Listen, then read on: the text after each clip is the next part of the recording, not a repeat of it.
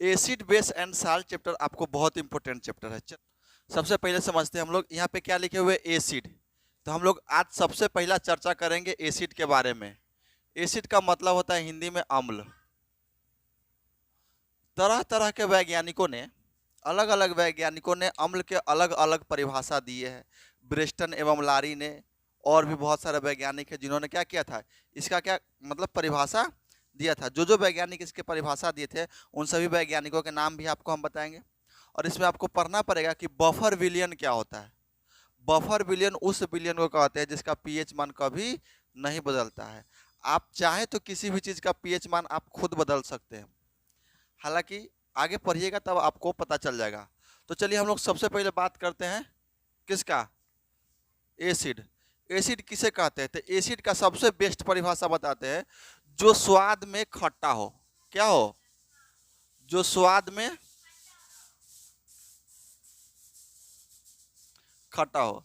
आप कोई भी चीज खा लीजिए, हाँ कोई भी चीज खट्टा हो, आंवला क्या हो जाएगा? खट आम्ल। आंवला आंवला क्या हो जाएगा? आम्ल। नींबू आम्ल।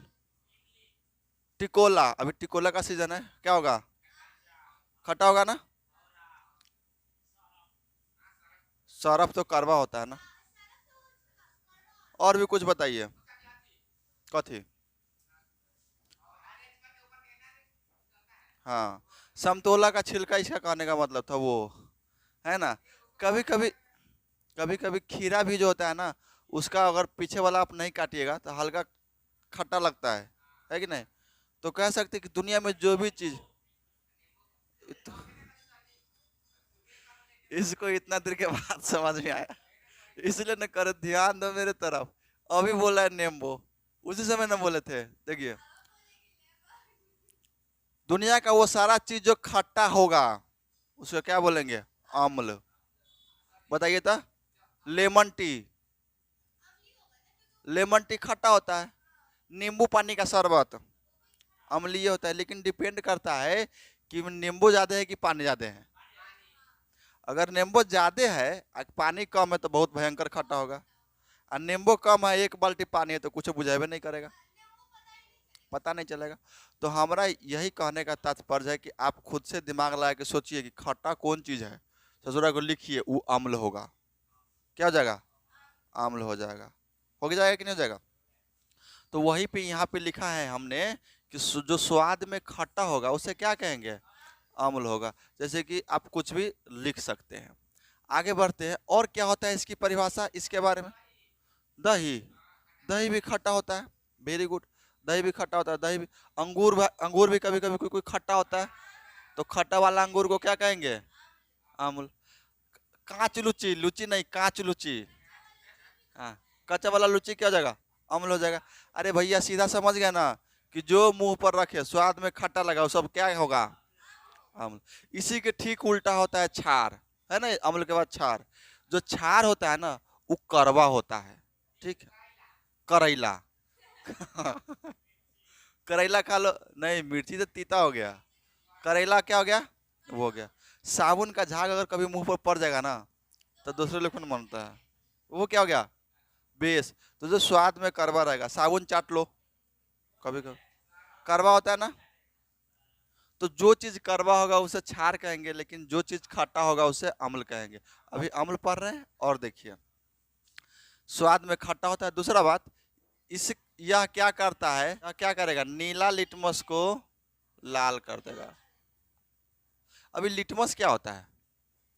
यह नीला लिटमस को लाल करता है। लिटमस, लिटमस एक्चुअली क्या होता है? यह एक लाइकेन से प्राप्त होता है। ट्रैक्टर जा रहा है। यह किससे प्राप्त होगा? लाइकेन से प्राप्त होगा। लाइकेन पाया जाता है पौधों में।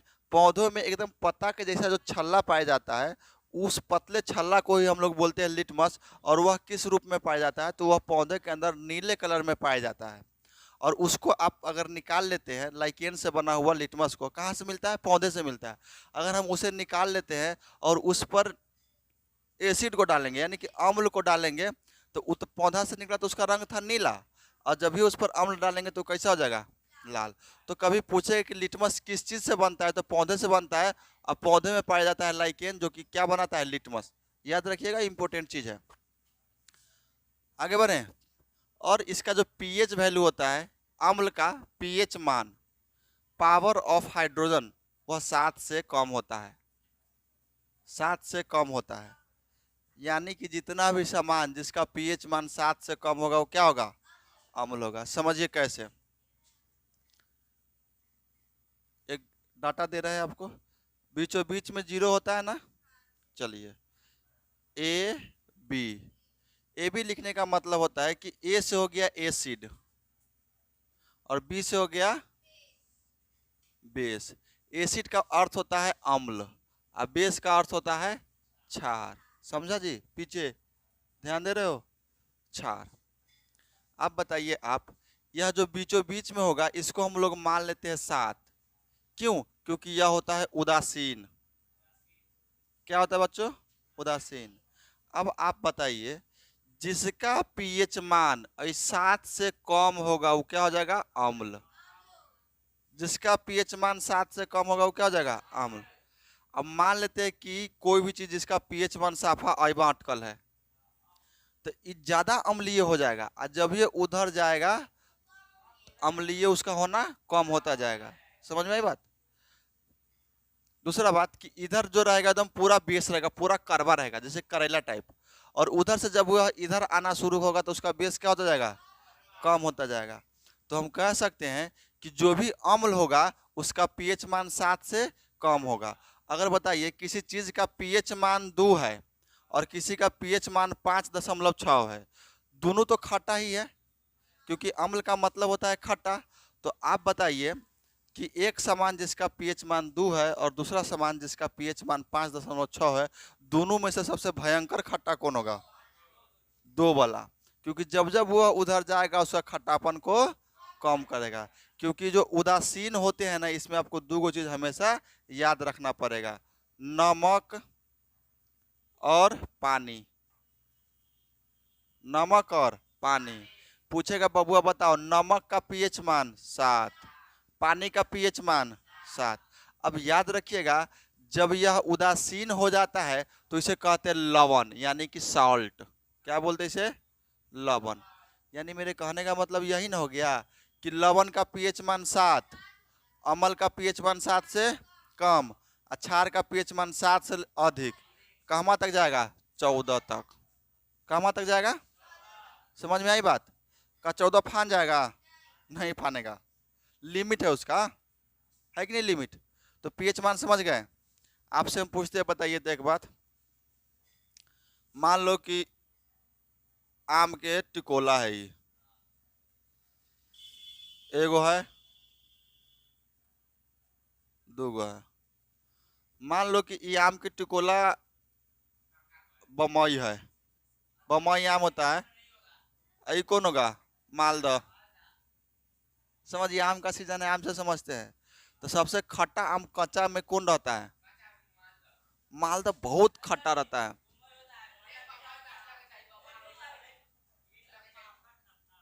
मालदह बहुत खट्टा रहता है रे। अब हम अगर आपसे पूछे, आप बताइए हमको सबसे ज्यादा पीएच मान इसमें किसका होगा, तो इसका कम होगा। इसका 1 होगा तो इसका 4 हो सकता है, 5 हो सकता है, लेकिन इससे उसका ज्यादा हो सकता है। यानी कि हम कह सकते हैं कि कोई भी सामान, जैसे कि मान लेते हैं कि 1 गिलास पानी है। सुनिए बाबू, ध्यान से समझिए। 1 गिलास पानी है, इस 1 गिलास पानी में आपने 4 नींबू डाला, 3-4 नींबू इसमें काट के डाला, ठीक। अब इसमें पानी कम है और नींबू ज्यादा, इस पानी को पिएगा तो खट्टा बहुत अधिक लगेगा। लेकिन अगर इसे खट्टापन को दूर करना हो तो हम 2 काम कर सकते हैं। इसमें पानी की मात्रा को और बढ़ा देंगे तो इसका खट्टापन कम होगा। तो हम कह सकते हैं इसका पीएच मान क्या हो रहा है, उधर की ओर बढ़ रहा है।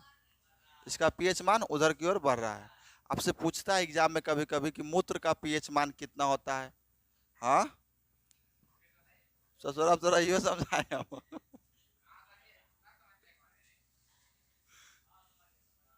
पगलाए रही, कौन गांव से आया है तू? हाँ, चनपुरा से। हंसवाएगा गांव का नाम ही। ऐसा सवाल नहीं पूछो, चला चीज कुछ चीज जानकारी लेके आओ। वही ना। हम क्या बता रहे हैं इसमें नींबू तो पानी की मात्रा बढ़ाएंगे तो पानी जब उसमें बढ़ेगा ना तो उसकी खटापन को क्या करेगा, कम करेगा। यानी कि हम कह सकते हैं कि अगर अम्ल में हम लवण मिलाते गए तो उसका खटापन उसका अम्लीयपन को कम करेगा। या हम इसमें मान लो तो कोई सामान तुमको बहुत खट्टा दे दिया खाने के लिए, टिकोला दे दिया बहुत खट्टा खाने के लिए, आम का टिकोला, और तुम उसको ऐसे खाओगे तो बहुत मन करेगा, तो तुम क्या करोगे, उसमें पानी से मिलाओगे नहीं। सब किसका अपना अपना उपाय है ना जी। आप क्या मिलाइएगा, नमक मिलाइए, नमक जलजीरा भी मिला सकते हैं, क्योंकि अच्छा बताओ जलजीरा मिलाओ, जलजीरा खट्टा होता है कि खट्टी होता है। तो खट्टा में तुम खट्टा मिलाओगे तो भयंकर खट्टा ना हो जाएगा। नमक बेस्ट रहेगा, आप उसमें नमक मिला के खा सकते हैं। नमक मिलने के कारण उसका अम्लीयपन क्या होगा, कम हो जाएगा। तो अम्ल में जो ज़्यादा अम्लीयपन है उसके अम्लीयपन को कम करने के लिए हम उसमें लवण मिला सकते हैं। और करेला अगर बहुत कड़वा है तो हम चाहते हैं उसको कम कड़वा करने के लिए तो उसमें नमक तंगा ज़्यादा मिला के खाइए, उसका कड़वापन क्या हो जाएगा, कम हो जाएगा। तो बेस जो होगा उसमें भी अगर हम लवण मिलाएंगे तो उसकी पावर को घटा देगा, अम्ल में भी अगर लवण को मिलाएंगे तो उसकी पावर को कम कर देगा। याद रखिएगा, बहुत इंपॉर्टेंट बात बताया है, क्योंकि इसके बाद एक और बात आपको समझना, यहाँ तक तो समझ गए। अगर कोई भी चीज़ अधिक खट्टा है, वह अम्लीय है, और उसके अम्लीयपन को दूर करने के लिए हम उसमें लवण मिलाएंगे तो क्या दूर होगा या नहीं, पक्का होगा ना। चलिए दूसरी बात देखिए कि इसकी एक खासियत होती है अम्ल की, यह अपना साथ एगो रिश्तेदार के हमेशा लेके घूमता है, उस रिश्तेदार का नाम है हाइड्रोजन। हाइड्रोजन का सिंबल होता है एच। किसको लेके घूमेगा, हाँ H plus, H plus ion होता है, क्या लिखे इसको, हो गया। अम्ल की खासियत क्या है, वो हमेशा किसको लेके घूमेगा, एच प्लस। यानी कि अगर कोई केमिस्ट्री में फार्मूला लिखा हुआ दिख रहा है जिसमें आपको एच दिख गया, समझिए वो अम्ल है। जैसे कि बताओ बबुआ, H2SO4 दिख रहा है एच, ये क्या हो जाएगा, अम्ल।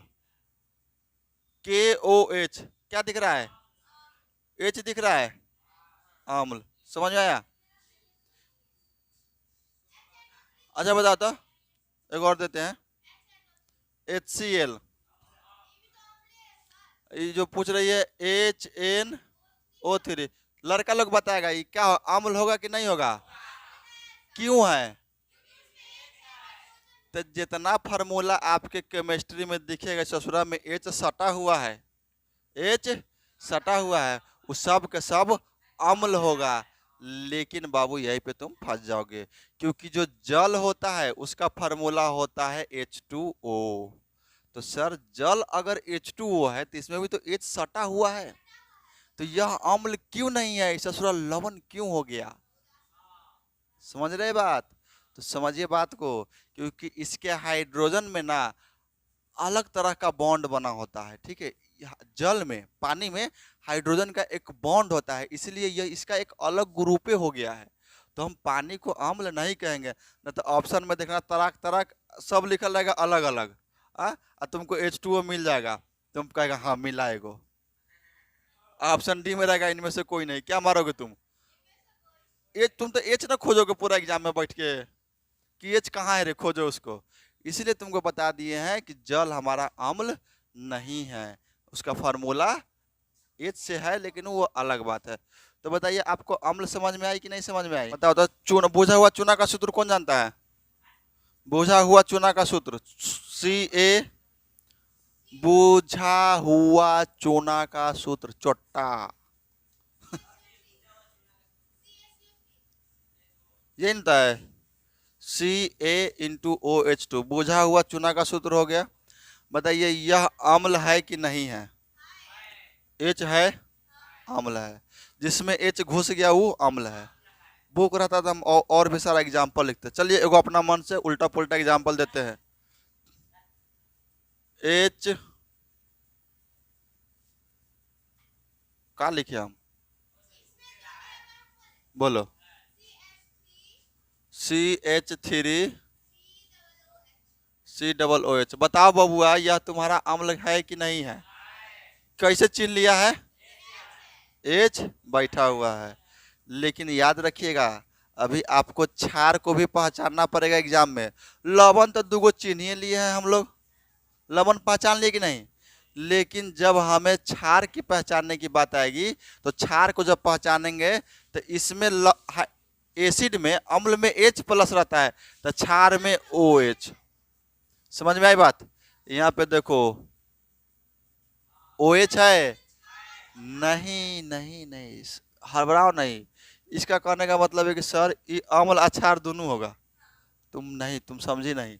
डबल OH है ना, ये अलग ग्रुप है, ठीक है?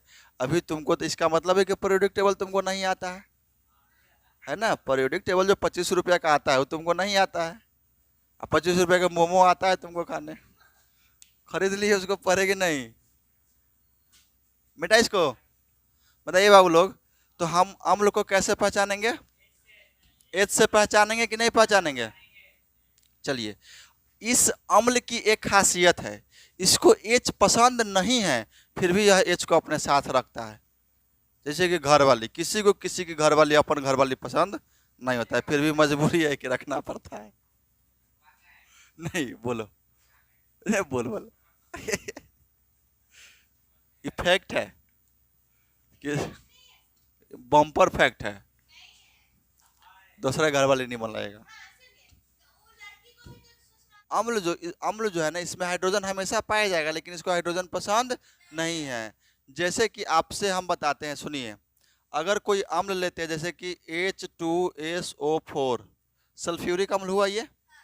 अगर इसको अगर अम्ल को हम किसी धातु के साथ मिला दे तो H को त्याग देगा, कहेगा तुम जाओ उधर, उसको भगा देगा। यानी कि हम कह सकते हैं कि अम्ल, क्या कह सकते हैं? अम्ल किसी धातु से अभिक्रिया करेगा तो H2 को वह भगा देगा। यानी कि H2SO4 एक अम्ल है। कोई धातु ले लीजिए, जिंक। जिंक एक धातु होता है ना। Fe माने आयरन होता है ना, आयरन भी एक धातु होता है ना, आयरन, IRON, आयरन भी एक धातु होता है।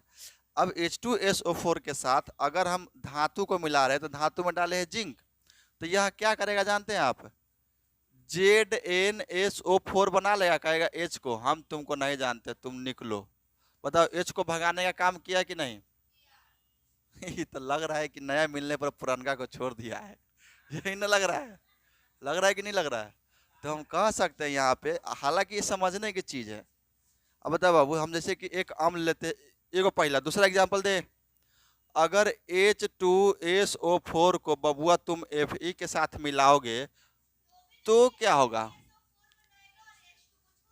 वेरी गुड, FeSO4 बनाएगा, कहेगा कि तुम तो हमको शुरू से पसंद नहीं थी, मत्था पड़ गई थी। अब इसको देखो, दोसर मिली तो पुरनके को लतिया दिया कि नहीं लतिया दिया? ये साइंस बता रहा है। समझने के लिए आप किसी भी कॉन्सेप्ट को अपने माइंड में रख सकते हैं, हालांकि हमारा इससे वास्तविक जीवन में कोई लेना देना नहीं है, नजरिया की बात है।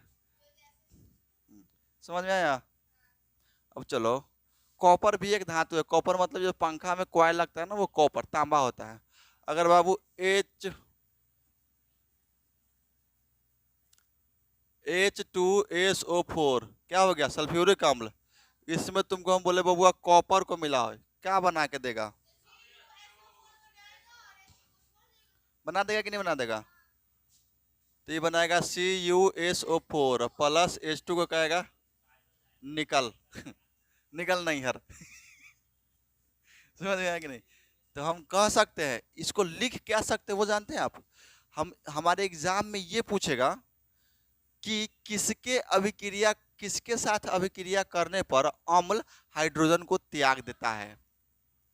तो धातु के साथ। ये क्या है? सबका सब धातु धातु धातु, ये सब क्या है? धातु है।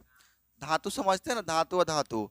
तो हम कह सकते हैं बाबू यहाँ पे कि अम्ल, कहाँ लिखे, जगह नहीं है, इधर दिख रहा है। हम कह सकते हैं कि अम्ल जो होता है बबुआ, अम्ल वह किसके साथ अभिक्रिया करेगा? धातु के साथ अभिक्रिया करेगा, तो हाइड्रोजन को त्याग देगा। हाइड्रोजन को छोड़ देगा। समझ में आई बात? लेकिन जब यह धातु के साथ अभिक्रिया करेगा तो यह कमजोर भी हो जाएगा। क्या हो जाएगा? कमजोर, क्योंकि धातु पर कार्बन अटैक बहुत तेजी से करता है। कार्बन का अटैक धातु पर क्या होता है? बहुत तेजी से होता है। जैसे कि आप बिजली के तार को जब जोड़िएगा तो कुछ दिन के बाद उसमें जंग लग जाता है, तो वो जंग जो लगता है ना, वो कार्बन के कारण लगता है। ठीक है, तो हाँ, सफेद उजला उजला। तो हम, मेरा कहने का मतलब यही है कि अगर यह पहले जिस सिचुएशन में था, पहले जिस स्थिति में था, उस समय तो इसमें धातु नहीं मिला हुआ था। तो जब इसमें धातु नहीं मिला हुआ था तो क्या यह कमजोर था? नहीं था। लेकिन धातु को देखते ही से थोड़ा पगला गया, धातु मिल गया, लेकिन मिलने के बाद यह क्या हो जाएगा? धातु पर कार्बन का अटैक होगा और धीरे धीरे वह कमजोर हो जाएगा, तो वह उस अम्ल को भी कमजोर कर देता है। तो हम विलेनवार करता है, मतलब कहानी के तौर पर समझे तो SO4H2SO4 पहले था, नैकी मिल गई, इसको भगा दिया। अब इसको अगर भगा दिया तो एक तो थोड़ा खुद से तंग देर लगी, लेकिन जब एकर पुरनका देखा कहा रे तो हमर वाली लेके घूम रहा है, तो इस पर अटैक करेगा कि नहीं करेगा? अटैक करेगा तो कमजोर होगा कि नहीं होगा? इसलिए जो अपना है उसी को अपना मान के आगे बढ़ते रहिए। ठीक है, तो जब धातु अम्ल और धातु अभिक्रिया करता है तो H+ देता है बाबू, और जब यह H+ देता है तो हम कह सकते हैं कि अगर कार्बन अटैच कर गया इससे, तो अगर अम्ल में कार्बन C4 कार्बन, कार्बन की संख्या बढ़ेगी तो अम्ल कमजोर हो जाएगा। तो अम्ल पूछता है एग्जाम में कि वह कौन ऐसा कारक है जो अम्ल को कमजोर बना देता है? ऑप्शन में रहेगा सी में कार्बन। हाँ, सी में सी रहेगा। बताइए, समझ में आया? समझ में आई बात? कार्बन, तुमको समझ में आया? कुछ पूछे? जो स्वाद में खट्टा होता है उसे क्या कहते हैं? अम्ल कहते हैं। जैसे में दही, कुछ भी। दूसरा पूछे, आम का अचार। अरे कुछ भी, तुम लोग कितना झगड़ा करते हो। सीधा बात समझो, कोई चीज खट्टा हो तो सदुरा अम्ल हो गया। दूसरा बात कि अम्ल जो होता है ना, वह नीला को लाल कर देता है, नीला को लाल कर देता है। लिटमस बनता है लाइकेन से, जो कि पौधों में पाया जाता है, और लिटमस का रंग नीला होता है। राइट। दूसरी बात कि अम्ल फेंकने पर लाल हो जाता है, इसको हम कैसे याद रखेंगे? अम्ल का मतलब था एसिड। एसिड अटैक आप लोग जानते हैं? किसी लड़की को अगर कोई तंग कर रहा है तो उब करके उसके शरीर पर एसिड फेंक देगा, उसका पूरा मुंह जल जाता है। एसिड का मतलब,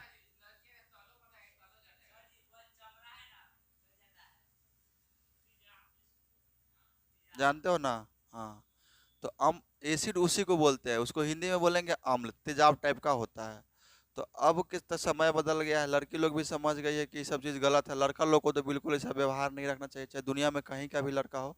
इस तरह का उसके मन में होना ये तो गलत चीज़ है कि एसिड फेंक देना, उसका ज़िंदगी नहीं बर्बाद हो जाएगा, पूरा चमड़ा उकेट पुकेट देता है, बहुत खराब चीज़ होता है अपने मन। तो इस सब चीज़ से दूर रहना चाहिए। हालांकि लड़की सबको भी ज़्यादा लड़कों से दोस्ती, भाईचारा, नोट लियंतिस दियंतिस नहीं करना चाहिए, क्योंकि बात होते होते में बात बिगड़ता है। नहीं करना चाहिए, जब बात ही नहीं होगा तो बात बिगड़ेगा कैसे? यहाँ पे लड़की को ज़्यादा सिक्योर होना चाहिए कि थोड़ा लड़का से डिस्टेंस बना के रखे। ज़्यादा आप फ्रेंडली होते जाइएगा तो एक दिन हो सके वो आपके लिए घातक साबित हो सकता है कि नहीं? गलत बोल रहे हैं हम? सही हो। इसलिए आप लोग सेशन को थोड़ा सा शेयर कीजिएगा, पढ़ाते हैं उसको।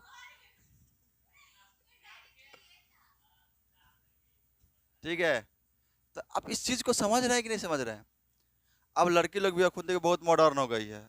अगर उसको कोई गलती से तेजाब फेंक दिया, एक गिलास, वो एक बाल्टी ले जाकर उसके पूरा खानदान को फेंकेगी, वो खराब किया, पूरा खानदान खराब कर देगी ओकर। अपन देखिए लड़के सब, देखिए ये तभी हो सकता है जब लड़की पढ़ेगी, लड़की सीखेगी। ऐसा थोड़ी कि खाली A+B का हेलो स्क्वायर जान लेता है, पढ़ लिए।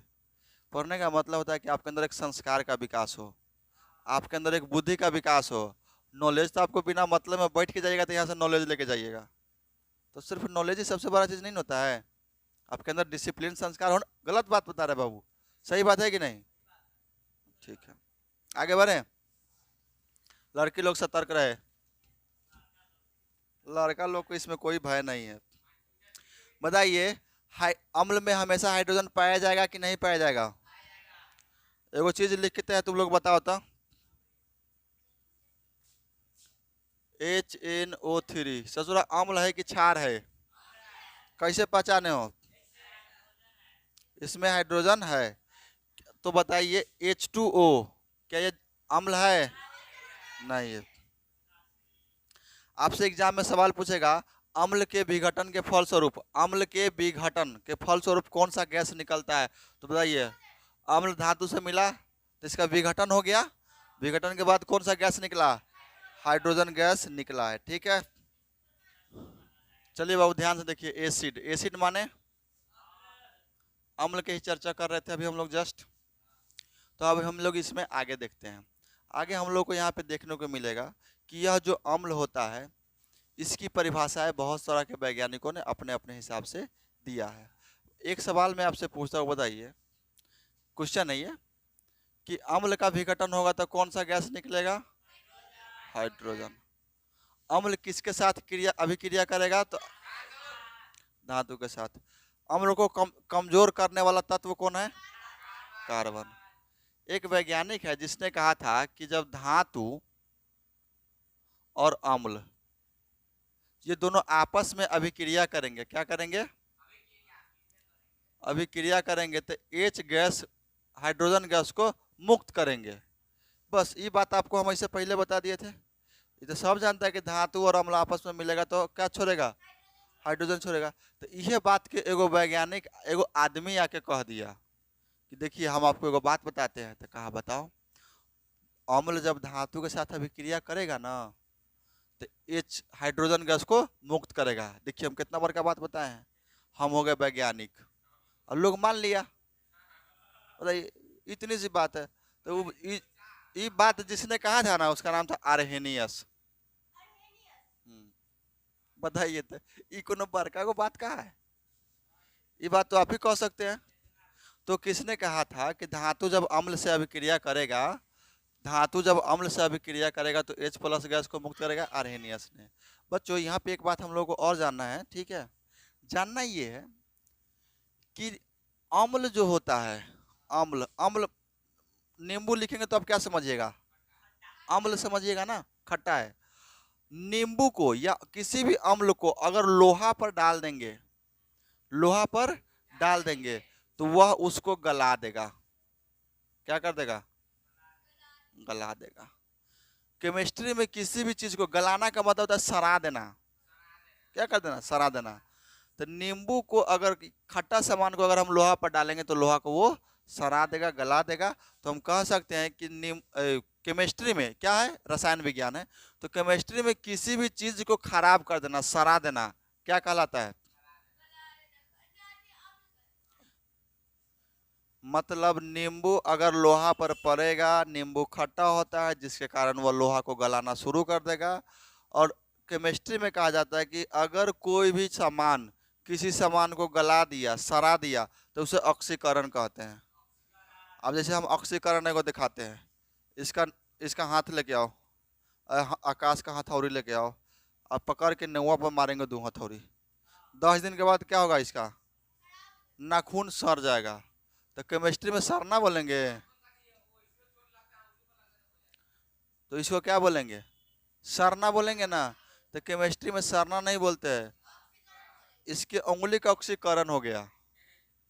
समझ में? दांत में खोरला हो गया, दांत सड़ गया, हम लोग का भाषा सड़ गया, सड़ गया, सड़ गया मतलब गमक गया। समझे? अरे कुछों को सड़ा दो, क्या हो जाएगा? तुम्हारा ऑक्सीकरण हो जाएगा। समझ में? तो ये सब विषय की अपनी अपनी एक भाषा होती है, ठीक है? हम लोग यहाँ गमक रहा है ना? कौन चीज? तो तोर मुंह, क्यों? तो खोरला है।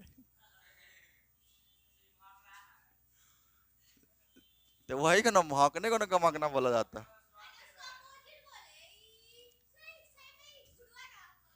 तुम सोचो हम कैसे सबको पढ़ाते हो, हम मेरे ऊपर क्या बीतता। हम एगो बात को 2 बार इसीलिए कभी कभी बोलते हैं, तो हमको मन नहीं करता बोलने का। एक बार में चीज़ समझ में आ जाती है ना, वो दोबारा बोलने का जरूरत ही नहीं है। इसी चीज़ को बायोलॉजी में जब पढ़ेंगे, तो जब बायोलॉजी में किसी चीज़ को सराहते तो उसे किण्वन कहते हैं। क्या कहते हैं? किण्वन। अंगूर के सरा दो, किण्वन कहलाएगा। क्योंकि देखो अभी के समय में विज्ञान जब पहले नहीं था उतना डेवलप, तो पेड़ पौधा को तो जीव जंतु माना ही नहीं जाता था। लेकिन अब साइंस इतना डेवलप हो गया है कि पेड़ पौधा के लिए एगो अलग आ गया है, जूलॉजी, सॉरी बोटनी, हाँ बोटनी, वनस्पतिक विज्ञान, मतलब पेड़ पौधा भी जीव जंतु है, लोग अब मानने लगा है। ठीक है। अच्छा, अब बात करते हैं कुछ और बात की। जैसे कि 3 वैज्ञानिक हैं, हम उनके बारे में आपको बताएंगे, लेकिन उससे पहले आप लोगों को यह जानना है कि अम्ल की एक खासियत है, एसिड की एक खासियत है कि इसमें हाइड्रोजन हमेशा पाया जाएगा। लेकिन जब इसमें हाइड्रोजन पाया जाएगा तो आप खुद सोचिए, हम आपसे पूछते हैं, बताओ बाबू, अम्ल के भी तरह तरह के क्वालिटी होंगे। जैसे कि बताइए, HCl अम्ल है, H2SO4 अम्ल है, और क्या लिखते हैं, HNO3, यह भी क्या है, एक अम्ल है। अम्ल को कैसे पहचानेंगे, तो उसमें H पाया जाता है। लेकिन कहीं कहीं पे अम्ल अलग तरीका से लिखा रहेगा, SO2, और क्या है, SO2, CO2। CO2 जानते हैं आप लोग, कार्बन डाइऑक्साइड, CO2, ये दोनों भी अम्ल है। तो आखिर सर इसमें तो H है नहीं, तो आखिर यह अम्ल हुआ कैसे? तो आप इसको अपवाद में बिल्कुल नहीं ले सकते। समझिए, अगर कोई में H नहीं है फिर भी वह अम्ल है, क्यों? क्योंकि उसमें जो ऑक्सीजन पाया गया है, उसमें जो ऑक्सीजन पाया जाएगा उसकी संख्या 2 या 2 से ज्यादा होगी, 2 या 2 से, तो भी वह अम्ल हो सकता है। हो सकता है नहीं, होगा। बताइए, इसमें 2 है, इस आधार पर यह अम्ल है, इसमें 2 है, इस आधार पर भी अम्ल है। अब बताइए बाबू, इसमें 2 है तो क्या यह अम्ल है? ये हो जाएगा आपका उदासीन। क्या हो जाएगा? उदासीन। इसको बोलते हैं कार्बन मोनोऑक्साइड, बहुत खतरनाक गैस होता है। ठीक है। तो अम्ल को पहचानने का तरीका 2 बताए हैं, एक तो एक H होगा तो पहचानेंगे, या उसमें O की संख्या 2 या 2 से अधिक होगी। अब हम आपसे पूछते हैं, जैसे कि आप देखिए ना, HNO3, H से भी पहचान लेंगे, O भी देखिए 2 नहीं है, 2 से ज्यादा है, तो हम क्या कहते हैं, 2 हो या 2 से ज्यादा हो, तो O के आधार पर भी हम इसको पहचान सकते हैं कि यह हमारा एक अम्ल है। अम्ल कुछ ऐसे होते हैं कि जो कमजोर होते हैं, कुछ अम्ल ऐसे होते हैं जो मजबूत होते हैं। तो अम्ल को कमजोर करने के लिए सबसे प्रभावी कारक कौन है? तो कार्बन, C4 कार्बन। कार्बन जो होता है वह अम्ल को क्या करता है? कमजोर कर देता है। जैसे कि सपोज दैट एक हम आपको अम्ल देते हैं, क्या बोले थे साक्षी, NH क्या लिखी थी, NH3 डबल,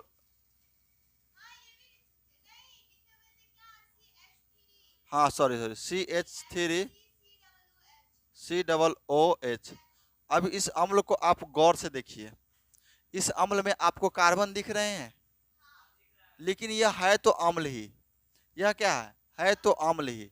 ठीक है। लेकिन यह जो अम्ल है यह कमजोर हो जाएगा, किसकी अपेक्षा? HCl। क्योंकि यहाँ पे जो Cl होता है ना, Cl मतलब क्लोरीन एक तत्व होता है जिसका एटॉमिक नंबर 20 होता है। समझे? एटॉमिक नंबर आपको पीरियोडिक टेबल खरीदना पड़ेगा बच्चों। तो बताइए HCl क्या है? अम्ल है।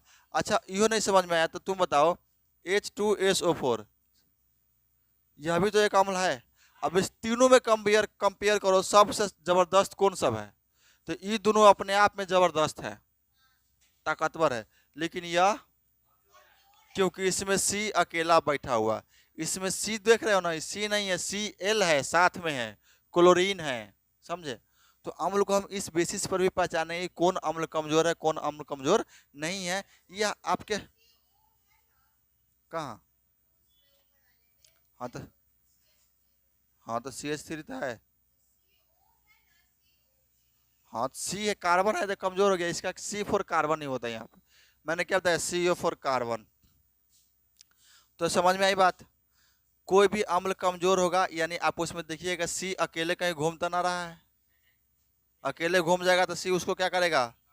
कमजोर कर देगा। चलिए ठीक है, अब इसको मिटा करके आपको लास्ट टॉपिक आज के लिए बता देते हैं, 3 वैज्ञानिकों का नाम, और हमारा क्लास आज का यही खत्म हो जाएगा। ठीक है, कहाँ गया मिटाना मेरा।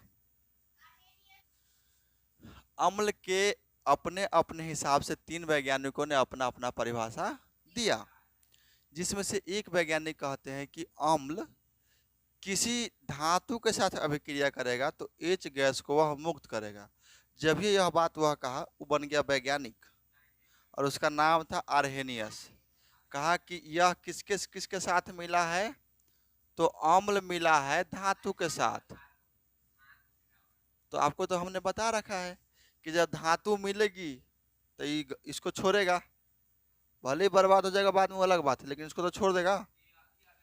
तो हम कह रहे हैं वही बात ना। तो इस बात को इसने कहा कि जब धातु और अम्ल आपस में अभिक्रिया करेंगे तो H+ मुक्त होगा, बन गया वैज्ञानिक। देख रहे हो ना, ये बात हमारा गुड्डू भी बोल सकता है अब, लेकिन कोई मानेगा नहीं। वैज्ञानिक उसी को माना जाता है गुड्डू जो सबसे पहले वही बात के बोल देता है। समझ में आया, वही बन गया वैज्ञानिक। दूसरा, ब्रेस्टन एवं लॉरी ने कहा था कि अम्ल जो होता है ना, उसमें प्रोटॉन की मात्रा पाई जाती है, इसीलिए हम कह सकते हैं कि अम्ल में से प्रोटॉन निकलता है, अम्ल में से प्रोटॉन निकलता है। तो बताइए, पहचानेंगे तो अम्ल तो होता है, अम्ल उसे कहेंगे जिसमें H पाया जाता है, पाया जाता है कि नहीं पाया जाता है। H में क्या होता है ना, H में खासियत है कि इसके पास प्रोटॉन की संख्या 1, इलेक्ट्रॉन की संख्या 1 और न्यूट्रॉन की संख्या 0। कैसे? क्योंकि न्यूट्रॉन की संख्या निकलती है तो ऊपर वाला में से निचला वाला को घटाया जाता है। तो बताइए, 1 घटाओ 1 बराबर 0, ये कौन चीज लिखा है, न्यूट्रॉन। तो न्यूट्रॉन की संख्या 0 हुआ कि नहीं हुआ, हुआ कि नहीं हुआ। फिर आपको बताते हैं कि अगर मान लीजिए C2 और 6, प्रोटॉन की संख्या 6, इलेक्ट्रॉन इस ऊपरी माथा पर होता है इलेक्ट्रॉन, इलेक्ट्रॉन की संख्या 6 और प्रोटॉन की संख्या 2।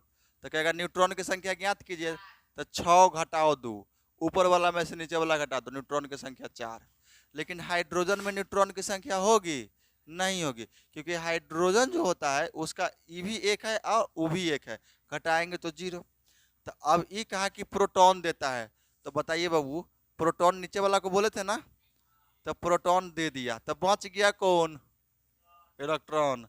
न्यूट्रॉन इसमें है नहीं है, तो कहता है, लुईस कहता है इलेक्ट्रॉन ग्रहण करता है। नहीं बात समझे, क्या कर रहा है, इलेक्ट्रॉन को ग्रहण करता है। तो वो कहने वाला बात है, वो तो जानता तैयो सब बताता है, लेकिन ये लोग जानते नहीं, आप लोग है नहीं।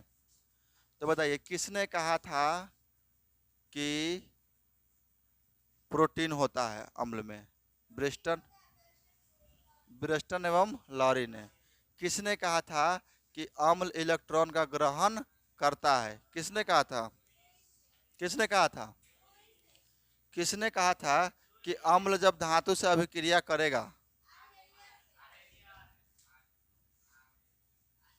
आर्हेनियस। अब इस 3 गो वैज्ञानिक का नाम आपको एनी टाइम याद रखना है, आपके एग्जाम में कभी भी पूछ सकते हैं। आज हमारा फर्स्ट क्लास हुआ है, इसका अम्ल के बारे में चर्चा किया। हो सके तो हम कल ही चैप्टर को ख़त्म कर देंगे, आप लोग कल नागा नहीं कीजिएगा, कल चैप्टर ख़त्म होगा, अगले टेस्ट लेंगे हम अपना स्टाइल में, ठीक है। तो आप लोग टेस्ट के लिए भी तैयार हो जाइए, ठीक है। चलिए, आपके आज का क्लास यहीं पर रहेगा।